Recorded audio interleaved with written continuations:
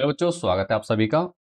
आज की वीडियो में हम कक्षा 10 गणित अध्याय 3 दो चर वाले रैखिक समीकरण युग्म के बारे में पढ़ने जा रहे हैं और इस एक्सरसाइज को कंप्लीट करेंगे 3.1 को। ठीक है, तो पहले इंट्रोडक्शन देख लेते हैं, होती क्या है दो चर में रैखिक समीकरण, और उसके बाद आगे बढ़ते हैं। तो दो चर के बारे में हम पिछली कक्षा में पढ़ चुके हैं। पिछली वीडियो में हमने देख लिया है कि चर क्या होता है। चर सभी अल्फाबेट जितने भी आपके हैं वो सभी क्या हैं, 8 से लेकर जेड तक जितने भी अल्फाबेट्स हैं आपके, ठीक है, ये सभी क्या हैं आपके चर हैं। ठीक है, जितने भी चर हैं, चर का मान क्या होता है, बदलता रहता है। तो अल्फाबेट जितने होते हैं चर होते हैं, ये पिछली वीडियो में मैं बता चुका हूं आपको। ठीक है, रैखिक समीकरण की भी जान चुके हैं आप। रैखिक समीकरण क्या होता है, जिसमें घात एक होती है। ठीक है, चर की घात कितनी होती है, एक होती है। ठीक है, सबसे बड़ी घात क्या होती है, एक होती है रैखिक समीकरण। अब दो चर की बात हो रही, तो यहाँ पे जो समीकरण बनेंगे वो किस प्रकार से बनेंगे उसको देख लीजिए। मानक समीकरण जो बनेगा इस प्रकार से हो जाएगा, ax plus b y plus c बराबर 0, इस प्रकार से हो जाएगा। ठीक है, इसको और सही से समझते हैं, जैसे मान लीजिए x प्लस 2y बराबर कुछ हो जाएगा। ठीक है, ये हो गया। तो इस प्रकार से समीकरण बनेंगे। यहाँ पे देखो x और y क्या है, दो चर हैं। ठीक है, x और y चर हैं और दोनों की घात एक है, तो ये क्या है, दो चर में रैखिक समीकरण। ठीक है, दो चर वाले रैखिक समीकरण युग्म कहलाएंगे। ठीक हो गया। अब यहाँ पे जो युग्म की बात हो रही है, देखो दो चर वाले रैखिक समीकरण तो सिंपल होगा। अब युग्म का मतलब पेयर हो जाएगा। तो इसका मतलब जो इसकी जो मानक समीकरण बनेगी वो क्या बनेगी, a1x plus b1y plus c1 बराबर 0, और दूसरी हो जाएगी आपकी a2x plus b2y plus c2 बराबर 0। इस प्रकार से हमारा हो गया। यहाँ पे a और b जो है ये कोई वैल्यू है। ठीक है, और x y यहाँ पे हमारे चर हैं। ठीक है, ध्यान देंगे x और y क्या है हमारे, x और y चर रहेंगे दोनों में। ठीक है, a1 b1 क्या कर रहे हैं, यहाँ पे a1 और b1 जो दिखा रहे हैं, ये मानक समीकरण मैंने बताया है। a1 b1 क्या है, ये वैल्यू है, न्यूमेरिकल वैल्यू है। ये कोई नंबर होंगे क्वेश्चन में। जैसे इसको मैं समीकरण से समझा देता हूं आपको। ठीक है, जैसे 2x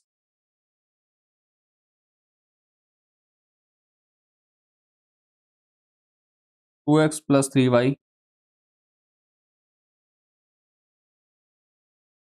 प्लस 7 बराबर 0 कुछ। ठीक है, 7 बराबर 0 एक समीकरण ये हो गया। दूसरी हो गई 3x प्लस 4y माइनस नहीं प्लस 9 बराबर 0। ठीक हो गया। तो इस प्रकार से हमारी दो समीकरण होगी। इसमें ये 2 और 3 जो हैं, देखिए यहाँ पे 2 दिखा रखा गया है, ये 2 3 ये क्या है, a1 और b1 को रिप्रेजेंट कर रहे हैं, a1 a2 b1 b2। ठीक है, और ये c1 और c2 को 7 और 9 जो अचर राशियां हैं ये क्या कर रही है, शो कर रही है। तो समझ में आ गया होगा, दो चर वाले रैखिक समीकरण मतलब घात सबकी एक होगी। मतलब सबसे बड़ी घात क्या होगी, x हो y हो a हो b हो किसी भी हो, उसमें क्या होगी, चर की सबसे बड़ी घात कितनी होगी, 1 होगी। और क्या कहते हैं, चर की सबसे बड़ी घात 1 होगी, और दो चर होंगे, एक चर x या y हो सकता है, a और b भी हो सकते हैं, एच टी भी हो सकता है, कुछ भी हो सकता है। ठीक है, तो दो चर होंगे और दो चरों की घात क्या होगी, सबसे बड़ी घात एक होगी, तो इसको कहेंगे दो चर वाले रैखिक समीकरण। और पेयर होंगे, दो पेयर बनेंगे तो क्या कहेंगे, उसको समीकरण युग्म कह देंगे। ठीक हो गया, क्लियर हो चुका है यहाँ तक, कोई डाउट या परेशानी यहाँ तक नहीं होगी। चलिए बढ़ते हैं आगे नेक्स्ट पेज में।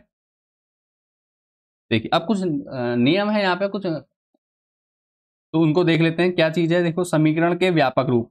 तो व्यापक रूप अभी बताया मैंने, मानक रूप बताया a1x plus b1y plus c1 equal to 0।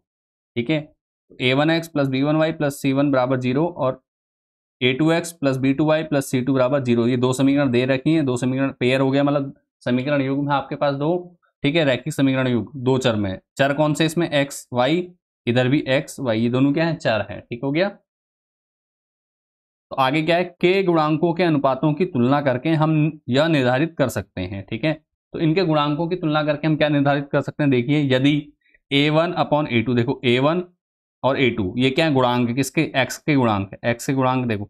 तो a1 upon a2 not equal to b1 upon b2, b1 upon b2 क्या है, y के गुणांक है। ध्यान से देखिए, y के गुणांक है b1 और b2। ठीक है, b1 और b2 किसके हैं, y के गुणांक है। तो यहाँ पे देखो a1 upon a2 not equal to b1 upon b2, अगर ये कंडीशन होती है, नॉट इक्वल टू मतलब बराबर नहीं है। ठीक है, a1 अपॉन a2 और b1 अपॉन b2 अगर बराबर नहीं है तो रेखाएं क्या होंगी, प्रतिच्छेदी रेखाएं होंगी। ठीक है, रेखाएं कैसी होंगी, प्रतिच्छेदी रेखाएं होंगी, प्रतिच्छेदी रेखाएं होंगी, ठीक है, एक दूसरे को काट रही होंगी। क्या होगा,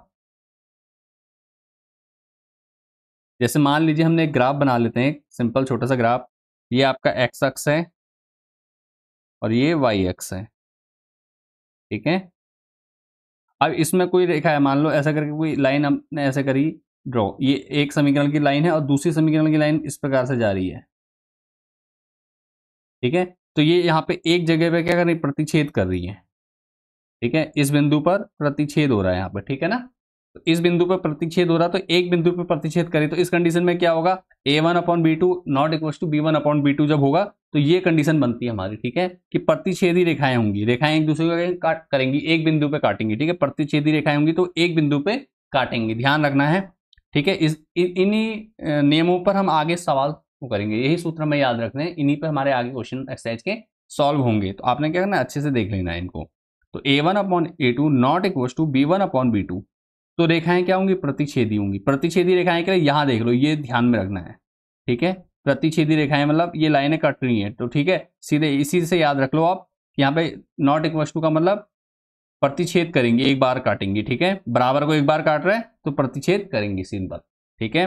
a1/a2 not equal to b1/b2, तो रेखाएं क्या होंगी, प्रतिच्छेदी रेखाएं होंगी। अगर प्रतिच्छेदी रेखाएं होती हैं तो क्या होता है, देखो ध्यान दो, यहां पे मैंने अलग से नियम भी लिखा हुआ है, इसको मैं और अच्छे से समझाऊंगा, टेंशन नहीं लेंगे। जब a1/a2 not equal to b1/b2 होगा तो क्या होगा, जो ग्राफ बनेगा वो प्रतिच्छेद करेंगी रेखाएं एक दूसरे को, ठीक है, और केवल एक ही हल होगा, ठीक है।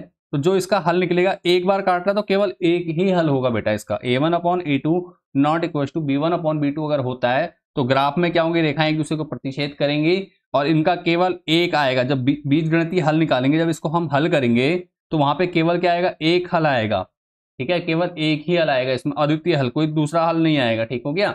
चलिए आगे देखते हैं, देखो इसको हटा देता हूं, एक मिनट, हमें एक्स एक्स की जरूरत पड़ी, ये नहीं है।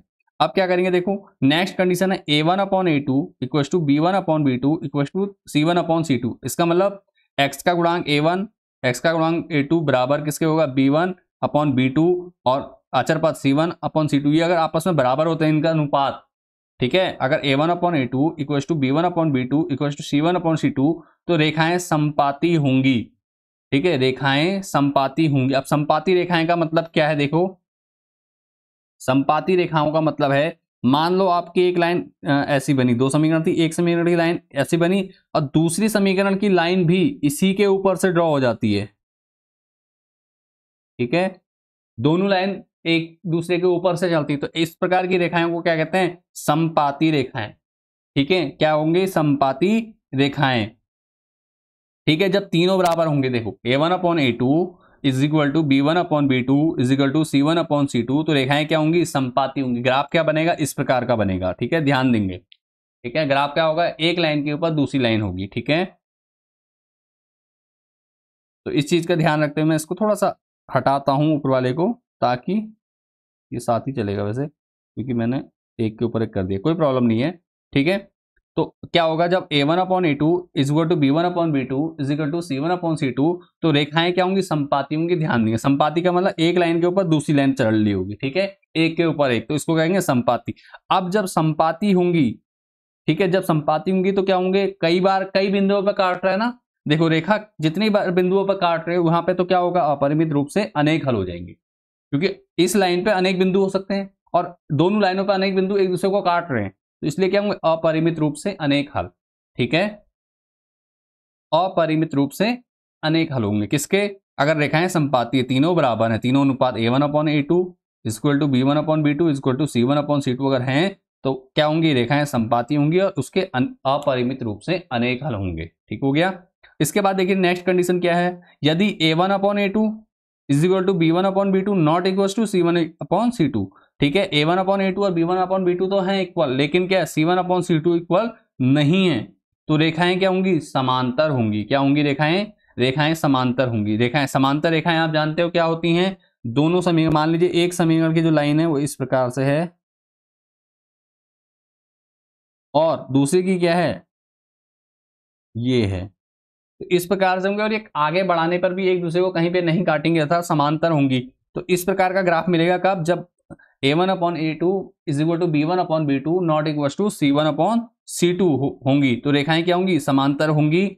और जब ये एक दूसरे को कहीं पे काट ही नहीं रही हैं तो इसका मतलब इनका कोई हल नहीं होगा। ठीक है, समांतर रेखाएं अगर होती हैं तो क्या होता है, कोई हल नहीं होता है। ठीक है, जब समांतर रेखाएं होती हैं तो कोई हल नहीं होता है। तो इसको समझेंगे क्या, a1/a2 पर क्या होता है, एक बार काटती हैं तो एक हल होता है।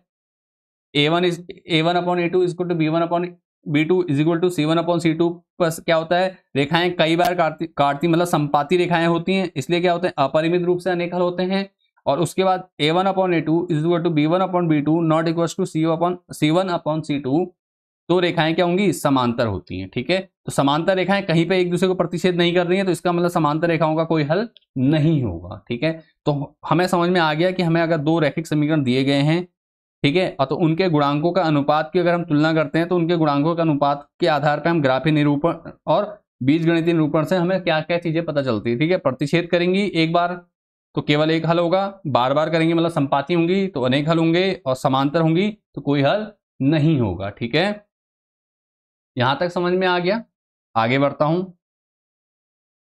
ठीक है, यही चीजें देखो, तो यहां पे क्या होंगी, a1/a2 is equal to b1/b2, इसका मतलब क्या होंगे, एक हल होगा। ठीक है, एक हल, एक हल। ठीक है, यहां पे क्या होगा, देखो यहां पे a1/a2 upon b1 sorry a1/a2 is equal to b1/b2 not equal to c1/c2, इसका मतलब क्या होंगी, यहाँ पे समांतर रेखा होगी, यहाँ पे मैंने लिखा नहीं, यहाँ पे प्रतिच्छेदी हो जाएगा बेटा, प्रतिच्छेदी रेखा। ठीक है, तो एक हल होगा समांतर रेखा, कोई हल नहीं। ठीक है, कोई हल नहीं। ठीक है, और